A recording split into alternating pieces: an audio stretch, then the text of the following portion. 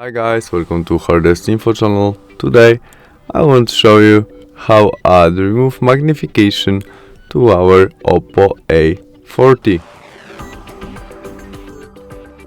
Begin off opening settings application where we look for our additional settings selection and their accessibility. Now we tap on vision and their magnification. We must turn on our shortcut, confirm by OK, and we have our shortcut magnification, which position we can easily change by tap on it and swipe with it on screen to select place when we want it. To zoom our screen, we tap on magnification, shortcut and tap on screen. We can easily change position of that using two fingers and swiping with it on screen. You can also zoom on or zoom out using this feature, or when we use only one finger you can go up and down. To turn off it, press again on your shortcut. And that's all. Thanks for watching. Bye.